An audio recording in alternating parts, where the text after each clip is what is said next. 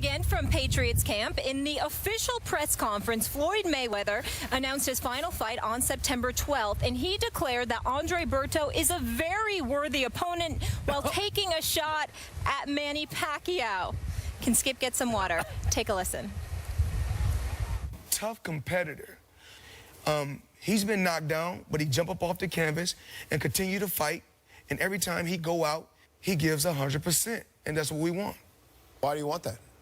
We want a guy that's going to push me and bring the best out of me. As we can see, Manny Pacquiao wasn't able to bring the best out of me. So I believe Berto is the guy for the job.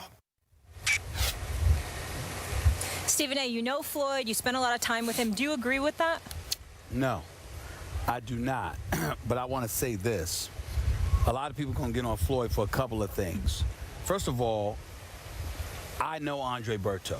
Okay. I've known Andre Berto for some time. I have not been impressed with his record over his last 6 fights, which were 3-3. He started out 27-0. He was absolutely fantastic. I think he's a warrior, but the problem is when you're a warrior, ultimately you get hit a bit too much. I think a couple of people he has fought, they've hit him too much.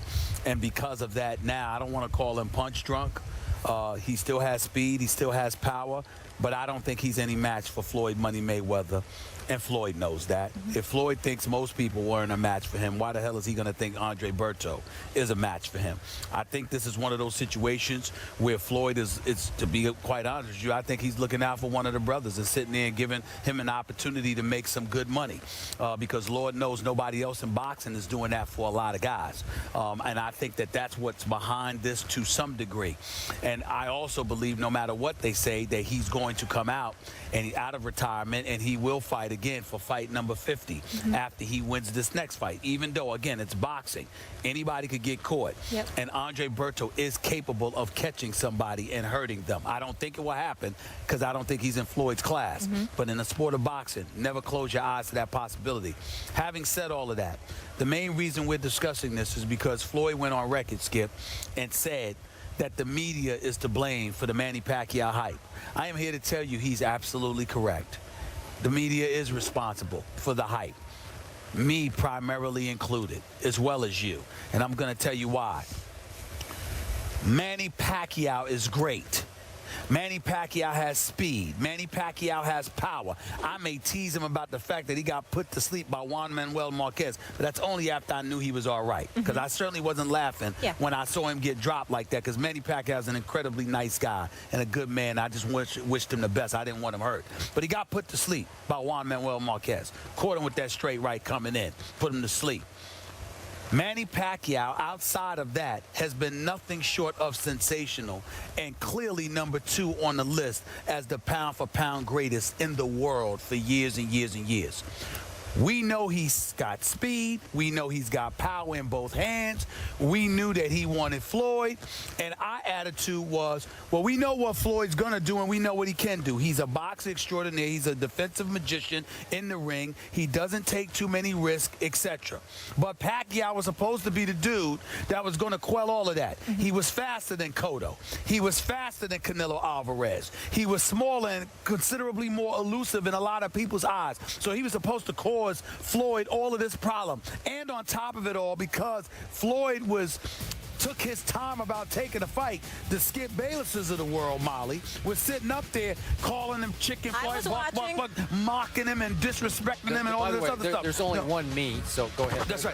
There aren't plural. So all right. Just for the record. There we go. I like that. I like that. I agree. This man, Skip Bayless, was doing all of that. So you were so disrespectful to Floyd Money Mayweather. You contributed to the swell of momentum aimed in this direction, where people were trying to say he was scared. People was trying to say he was running from Manny Pacquiao. People were trying to say what was going to happen to him once he got in the ring with Pacquiao. And so the hype evolved not around Floyd, but around what Manny Pacquiao was supposed to do to him. Both of you? No, it's my fault. No. I said it's mine too. It evolved around what Manny Pacquiao was supposed to do to him. Me, being the boxing, not the boxing aficionado, the likes of the Jim Lampleys of the world with my boy Max Kellerman and them, but on a lesser level, the boxing aficionado that I am, I knew what Floyd was going to do to him. I knew that Floyd was going to sit there and make him miss. I knew that Floyd was probably going to hurt his shoulder because he was going to miss about 400 times. I saw all of that coming. So I was sitting there saying what Floyd was going to do. Skip was swearing what Manny Pacquiao was going to do.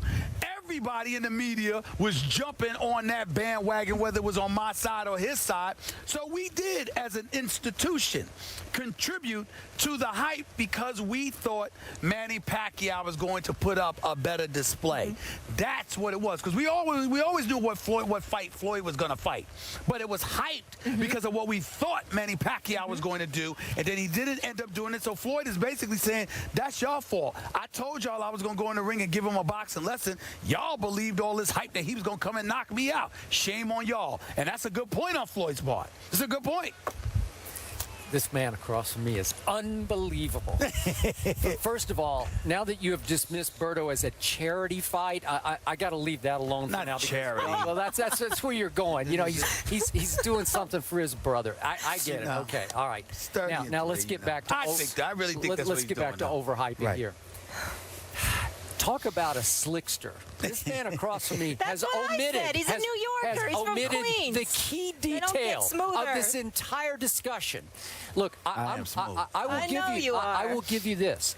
The media did overhype Manny Pacquiao because of what the media did not know going into the fight, which was that Manny had not sparred for the month leading up to the fight, and that he asked for an injection, a pain-killing injection, on the night of the fight because he had a torn labrum in his shoulder that would immediately require surgery. You omitted that key detail.